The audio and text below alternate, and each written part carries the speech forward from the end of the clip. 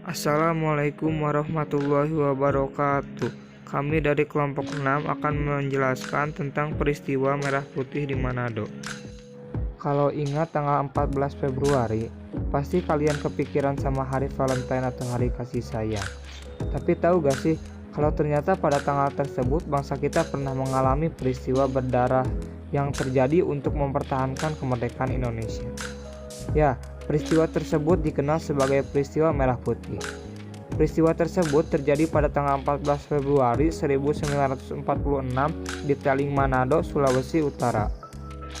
Peristiwa Merah Putih di Manado merupakan peristiwa penyerbuan markas militer Belanda yang berada di Teling, Manado pada tanggal 14 Februari 1946.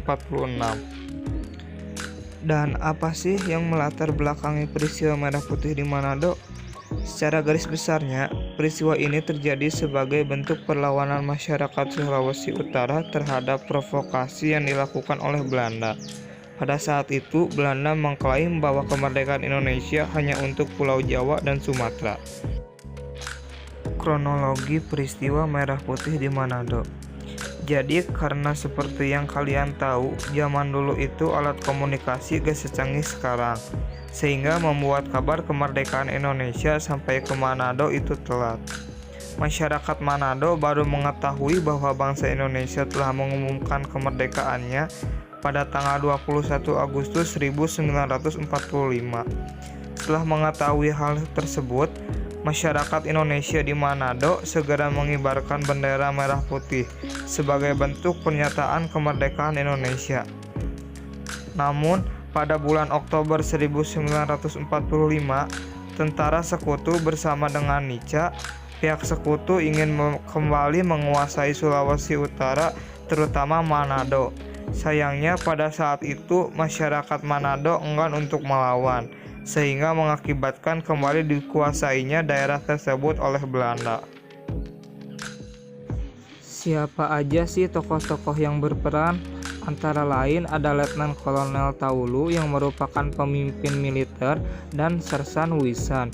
Mereka memerintahkan pasukan untuk segera mengambil alih markas pusat yang dikuasai oleh Belanda. Selain itu, rencana perebutan kembali di wilayah Sulawesi Utara ini dibantu pula oleh politisi sipil yaitu Bernard Wilhelm Lapian.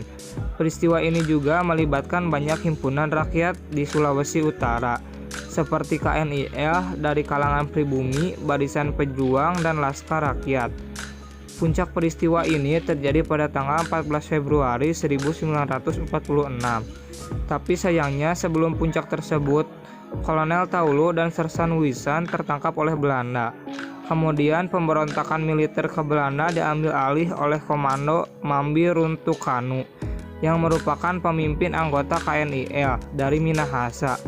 Berkat perjuangannya bersama rakyat Manado, ia akhirnya berhasil membebaskan Kolonel Taulu dan Sersan Wisan, serta pemimpin lain yang ditahan oleh Belanda. Maklumat nomor 1 tanggal 15 Februari 1946. Isi maklumat tersebut ada 6, yaitu 1. Pejuang-pejuang KNIL dibantu oleh para pemuda telah merebut kekuasaan dari pemerintahan Belanda. 2. Meminta kepada rakyat agar membantu perjuangan kemerdekaan. 3. Menginstruksikan kepada para pejuang agar mengambil alih pemerintahan dari Belanda. 4. Tentara RI Sulawesi Utara menjamin kondisi keamanan untuk seluruh wilayah Sulawesi Utara.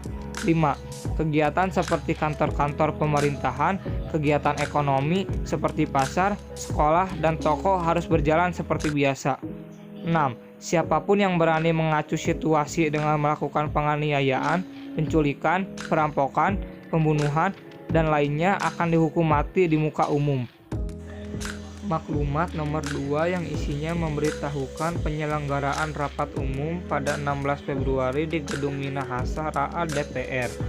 Rapat umum tersebut dipimpin oleh pimpinan Ketentaraan Indonesia di Sulawesi Utara. Dihadiri para kepala distrik dan onderdistrik di Minahasa, Raja Bolaang Mongondo, kepala daerah Gorontalo, dan para pemimpin dan pemuka lainnya. Akhir peristiwa merah putih di Manado ini ternyata nggak happy ending. Ambil alih kekuasaan dari Belanda ini nggak berlangsung lama. Pada bulan Maret 1946, kapal perang Belanda Piet Hein tiba di Manado dengan membawa pasukan sekitar 1 batalion. Kedatangan mereka itu disambut oleh pasukan KNIL yang memihak Belanda. Pada awalnya pihak Belanda mengundang para pemimpin Indonesia untuk melakukan perundingan pada tanggal 11 Maret 1946. Namun ternyata hal tersebut merupakan strategi Belanda untuk kembali menguasai wilayah Sulawesi Utara. Ternyata Belanda memiliki tujuan utama nih, yaitu ingin menahan para pemimpin Sulawesi Utara. Hingga pada akhirnya ajakan untuk berunding tersebut melemahkan para pejuang rakyat Sulawesi Utara. Pada akhirnya Belanda berhasil kembali menguasai wilayah Sulawesi Utara. Cukup sekian penjelasan mengenai peristiwa merah putih di Manado. Semoga bisa bermanfaat untuk kalian semua. Mohon maaf bila banyak kekurangan dan kesalahan. Wassalamualaikum warahmatullahi wabarakatuh.